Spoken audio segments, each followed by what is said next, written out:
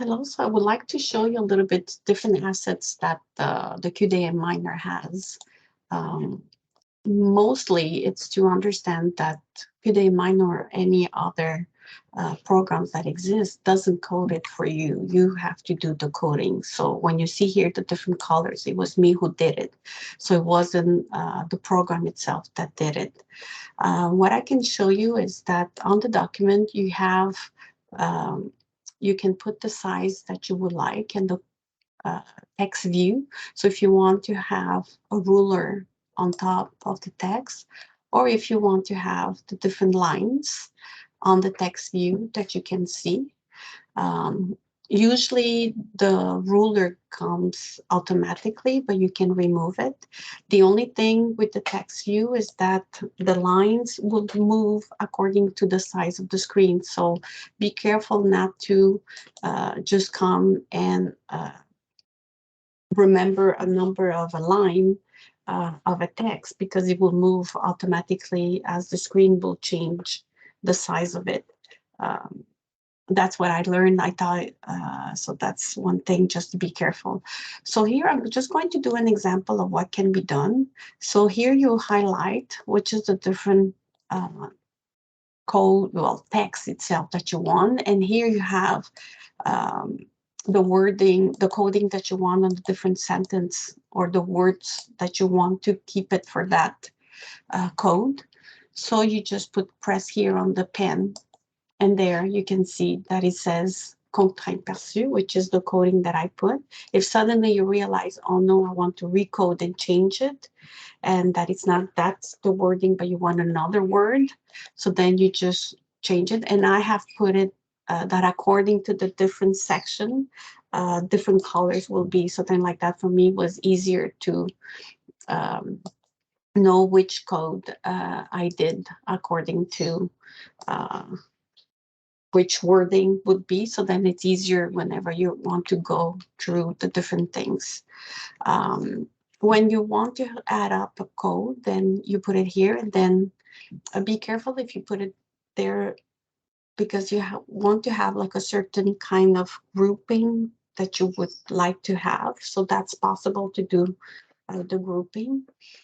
The other thing that it was very interesting for me was to add up different cases. So according to as there been uh, write as soon as you're writing different texts of your interviews, like for the case 1, case 2, case 3, you can add them up one at different timing. So it doesn't have to be all at the same time.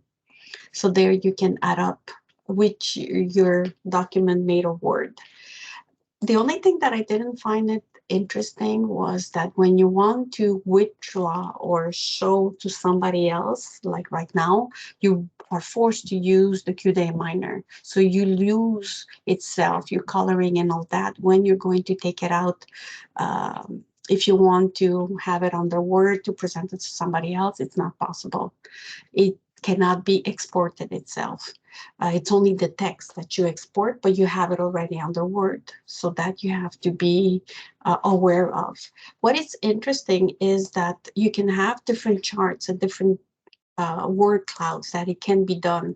So that's where it is very useful to have the QDA Miner.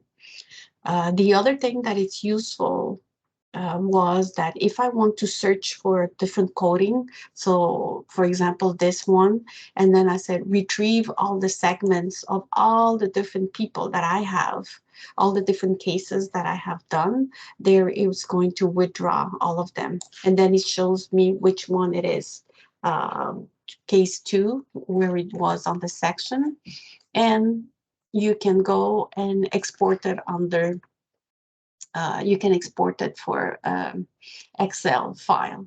So then like that, I was able to withdraw the different documents under Excel, and I was able to use it for presentations of other things. So then like that, when I'm trying to like make sure that it is the same code, the same way that it's been used, then it's easier. So that's a good thing that the QDA Miner has. I'm trying to see which other thing would be. So then like that on the side, you have the different colors. So it's very visual. I made sure that I have different colors according to the different program. I mean, sorry, according to the different coding that I put. Um, it's mostly that I'm trying to see if other thing that might be interesting in a few little minutes.